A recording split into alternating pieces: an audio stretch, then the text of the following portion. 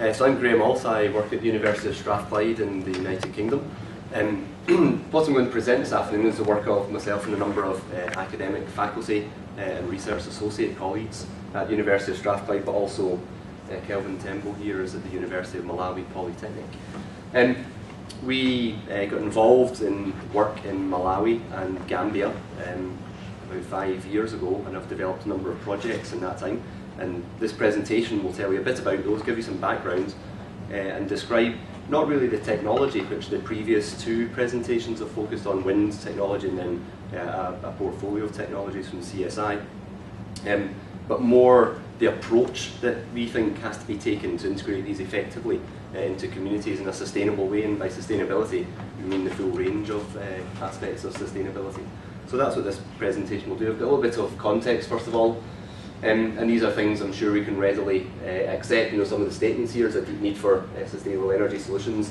Energy is not a Millennium Development Goal in its own right, but it's something that underpins every other Millennium Development Goal. So whether it's for education or health or economic development, energy underpins all of that.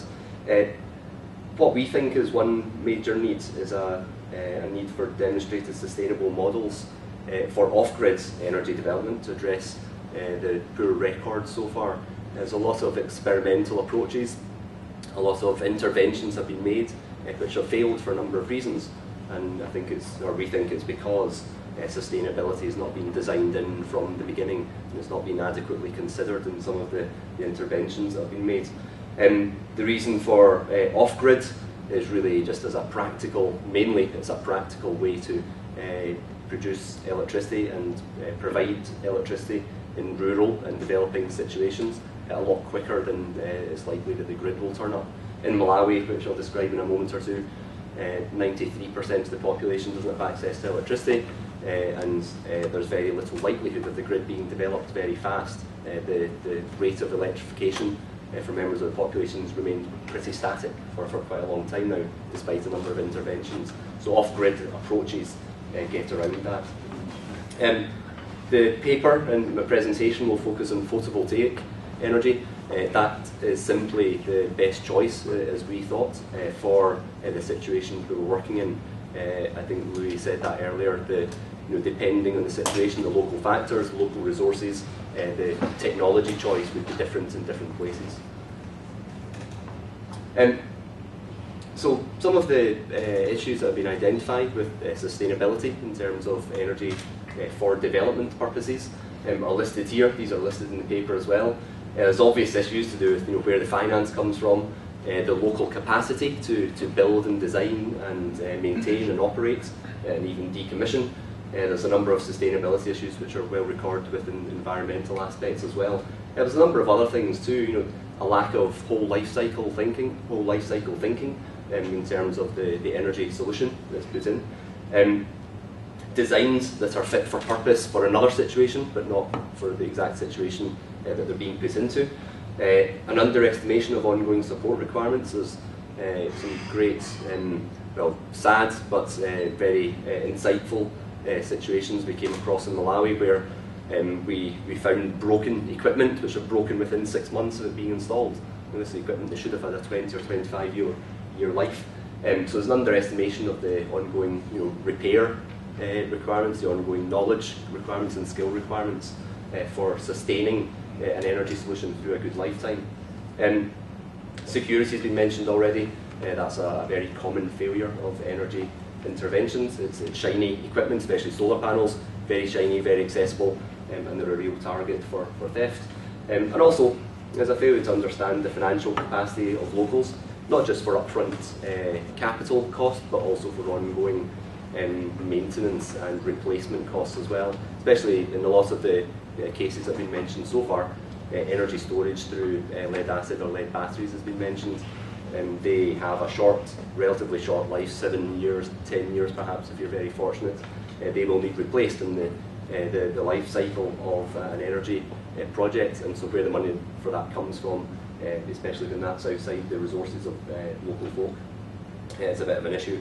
So our whole aim in doing this work is really to demonstrate, to research, and to provide evidence and robust data which supports a sustainable model or sustainable models for energy development in rural communities in developing countries.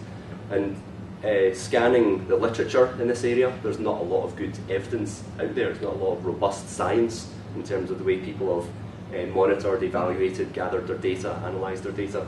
And so we want to be part of pushing that forward. And I think this panel session here, the Community Solutions Initiative, there's a number of initiatives which are now starting to put good evidence into the public domain for researchers and policymakers and financiers and others to use. So the focus is really on sustainability for the entire life cycle. Various reference material you could look at would list different aspects of sustainability that should be considered: technical sustainability, economic sustainability, institutional, environmental, social, or some of those that are listed. And so I've got one slide in each of these just to discuss some of the things that we have considered and also the things that need to be considered. But in each of these cases, I think it's quite straightforward to mention these and list them. It's a bit more difficult to think about how to gather evidence in a robust manner, which can actually give something a bit more quantitative about how sustainable we are in each of these regards. And that's one thing we're trying to do. We've not got the whole solution yet in the work that we've done, but we're certainly trying to achieve that. So technical sustainability, clearly there's design processes that are required, and in this case for photovoltaic power, in the cases that I've mentioned. Those things should look at average energy requirements, what that energy is going to be used for, what the peak is, how that would be stored, and so forth. These design processes for photovoltaics are pretty well established in the literature, but there's issues with following that good practice. The presentation on the wind turbine that was first in this panel session shows that there's a number of different compromises that are made, both at design stage, about sizing and designing the system, but then also in manufacture and implementation and maintenance and so forth. So a number of issues with following best practice. Technical sustainability can also be enhanced by good training, good maintenance practice, good operating practice, and so forth, and in fact getting access to good support when that's required. So this whole range of technical sustainability issues has to be considered, and that's something that we've tried to do in the projects I'll describe in a moment or two. An economic front, the economics of PV, and PV is our focus here, discussed in terms of market-based solutions, investment recovery, general affordability and so forth. And that's very important, especially for technology as expensive as photovoltaics. But in the case that we're looking at, it's assumed by us, and this is borne out in a number of the things we've looked at, that the upfront capital cost would be supplied by a development bank or bank by an aid agency, by an international climate change programme. But then that still leaves the problem, even if the upfront cost is met. It leaves the problem of the post-installation cost, the ongoing cost, and that's where our project is focused on, assuming that the investment is there for the upfront. We've looked much more about how can that investment really provide its full set of returns for the communities and the users of the energy over time. Institutional sustainability is a whole number of issues to do with who takes responsibility for what, who takes ownership for what, who provides certain services, who receives certain services, and often that's not very well thought through. Classic aid projects, including small aid, charitable types of projects as well, and they have quite a bad record in thinking through who's responsible. They're very much focused on doing a project, leaving some infrastructure, and not really thinking through who owns it, who's responsible for it, who operates it, who maintains it, who receives the benefits, who decides how those benefits are distributed equitably within the community as well. And so there's a number of different possibilities, from local governance structures all the way up to central governance, different groups within any community who are responsible for different aspects of that community's activities, from health, education, economic development and so forth. So there's a number of different considerations about institutional aspects, which again we've looked at in the work that we've done. Social sustainability. It's all very well to think about the benefits, and of course is a real attractor for communities that have no electricity to receive some equipment that's going to produce some electricity for them.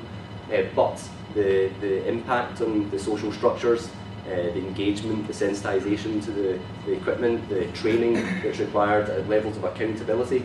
So who's going to, for example, the committee or the group who look after this installation, are they going to be elected? Is there going to be a gender issue in that election of members as well? So there's a whole number of different aspects of the social nature as well.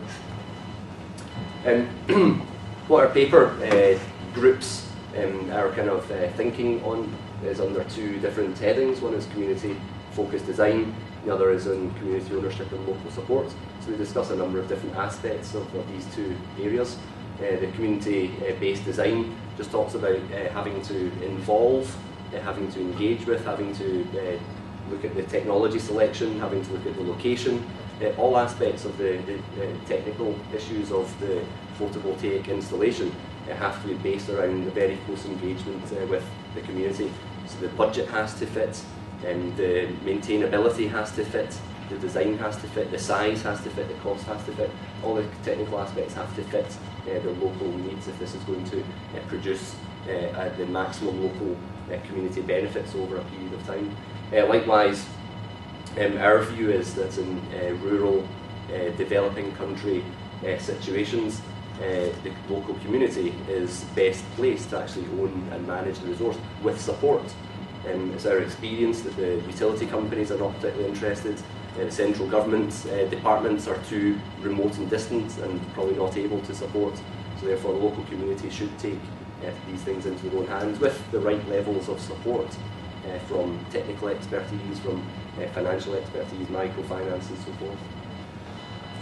So moving on then, I'm going to describe a little bit about the projects that we've done and just draw out some of those, what are really just theories that I've listed in the last few slides, draw some of those out and how they've been implemented in a practical way and how we're testing and demonstrating those things.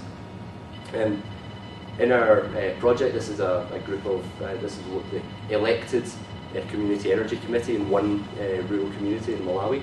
And so these people are form an energy committee. The committees for the community are something that was a model that already existed and exists in a number of countries, whether that's for health or for managing the water point or to do with education or to do with economic development in the community. So building a committee around energy was something that seemed natural, it worked in other areas, and that's something we were keen to do. This committee then have a number of responsibilities for maintenance, for gathering and banking funds that are raised through any income generation that's done.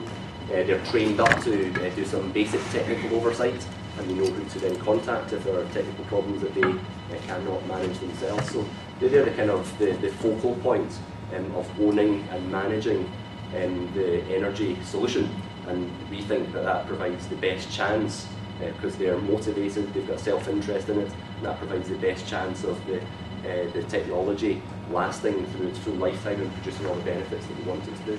The energy committees are supported in the project that we have in Malawi, which works in 6 communities. They're supported by a field worker who's trained. He goes around and monitors what they're doing, not just monitors that the equipment is working, but also monitors that there's proper bookkeeping, proper maintenance activities. And for our project purposes, from a scientific point of view, he's also our kind of hub for gathering data. So we get all the technical data from the schemes, we get all the data about how many children did extra study hours in lit classrooms in the evenings, how many people had nighttime treatments in the medical clinics, how many kilowatt hours were produced, how much money was raised through mobile phone charging and so forth. So we're building up quite a bank of evidence, which in due time we're very keen to make available publicly once it's in a good format. So some of the outcomes then, in Malawi and Gambia, we've got 17 different solar power installations, and they're all of this kind of size.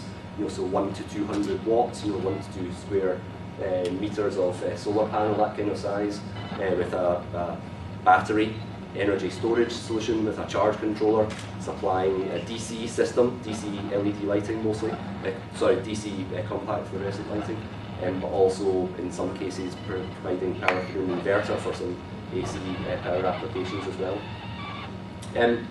The installations that we have are in a number of different villages, mostly around schools, because that tends to be the best, if not the only, community building. But also in some cases there's a veterinary lab in one of the communities in Gambia, and a number of the villages also have a medical clinic where there's also an installation too. In addition to the central facility for the community, we've also been distributing through the Community Energy Committee a number of home solar kits as well, which can be bought through microfinance, paid off, and then that money is recycled to buy more of them. And so as a little business eventually starts through that process in the communities. The energy committees are elected, trained, supported, and they really make the thing work for us. Our sole aim in this, as an outside university working in these communities, is to do ourselves out of a job as quickly as we possibly can, because that maximises the chance of local people having the knowledge, the responsibility, the capability, the networks, the knowledge, the financial resources through the money that's earned through income generation to do this for themselves. But obviously there's a bit of support needed to do this in a proper and appropriate manner to begin with. As I mentioned before, there's a support chain from the energy committees up through a field worker to an in-country project manager. We're making the links to the energy departments in both Malawi and Gambia as well, with a view to seeing and identifying their role in supporting these communities, but also with a view to starting to discuss a much larger rollout of this whole idea, which the discussions for which are ongoing. We think that to learn anything that anybody can believe in, we have to be quite robust in our approach to what indices we monitor, how we measure those, how we assess those, and that's something that we are looking at just now. We're developing that further. So we've got an established process of data collection of a number of data points. We want to expand that. We've been doing that for about 2 years. We want to do that for a much longer period of time. We want to compare that with any other published data we can find as well, so that there's robust kind of outcomes that we can all believe in terms of how these energy installations actually work over time and how the sustainability of them works out. Yes, we're collecting a number of technical data points: voltage, current, state of charge, power, energy generated, solar irradiation, reliability stats as well, which for our small sample won't be particularly meaningful, but at least we'll have some anecdotal evidence about how long things like the batteries last for. And we've got a number of results already just across these communities. These kind of statistics are a bit meaningless the way I've presented them here. It doesn't tell you on average the capacity factors for the solar panels, doesn't tell you anything about losses, doesn't tell you anything about downtime yet. But we've generated a decent amount of electricity so far, and that's been all consumed in the communities for lighting and mobile phone charging, and there's also some refrigeration as well. This is Malawi Kwacha, so it's less than £1,000, but there's a decent amount of income generation, and that's just charging people to charge their mobile phone at the rate that they pay at the local trading centre, which would be 3 or 4 miles away. So they pay the same amount, the money gets recycled within the community, and they actually save themselves a 3 to 4 mile walk backwards forward. So there's a number of benefits in that for the community, as well as the financial benefits as well. So in conclusion then, that's a number of different theories about sustainability and issues to do with sustainability that I've covered. We've tested quite a lot of that out practically. We think that the energy supplies, and the sustainable here is to do with sustaining the supply over a period of time, not that the energy itself is environmentally friendly, although folks will say it arguably is relatively environmentally friendly. We think that a small amount of energy has the highest value, if you look at it from an economics perspective, and it provides a real kick to the community in terms of starting further development within some communities. But sustainability must pervade all aspects of any project, and there's a number of aspects of that I've talked about. Community engagement and involvement, capacity development, training, economic aspects, technological aspects. So a whole number of different aspects of sustainability that must be considered. The community-based approach that we've taken, we've been testing, we've been refining, we're writing up a report at the end of a period of research and trial just now, and that's with a view to a much wider rollout. The capital cost of the solar panels, the lighting installation, charge control, inversion where that is required, and storage as well. It's typically British pounds, £4,000, maybe $5,000 to $6,000 per community. Some of these villages have 1,000 people. It's their first access to electricity, So our plan, and we were talking about this with a number of different funders just now, is in Malawi, if we can repeat this and support it properly in 1,000 villages, that's 1,000 villages of maybe 500 to 1,000 people, that's 500,000 to 1 million people would have the benefits of this energy. If we can do that at the same capital cost of $5,000 to $6,000, then with the additional support costs for the support network, the financial support ongoing would come through the income generation itself, and then that's at 5 to 6 to 7 million pounds, or $8 million, $9 million, that kind of level, to roll this out in a substantial number of communities. That's our plan, and we're talking to funders about that, and that's very much in line with what Robin was saying earlier. Get an idea, refine it, make sure it's appropriate, refine it very highly, and then roll it out as quickly as you can, and that's something we're looking at just now. And there's substantial amounts of money being made available through the international climate change programmes now to fund exactly this type of thing.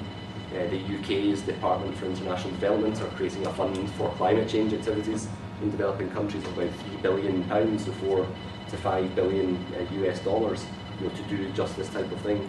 Some of it, of course, will go to larger hydro schemes, larger wind farms, but our argument is that a community off-grid based approach such as this is a really important ingredient in the use of their climate change money. And what I've tried to show is, not particularly through fantastic data that I've presented yet, but we think that a strong evidence-based approach is required. If we're going to propose anything to do with sustainability or anything to do with other people's lives and livelihoods, then I think we really are duty bound to be really robust in the data and the approach we take, as robust in this as we are in any of the other research that we're hearing about at a conference like this. So, thank you very much for listening, and I'll be pleased to take any questions. Thanks.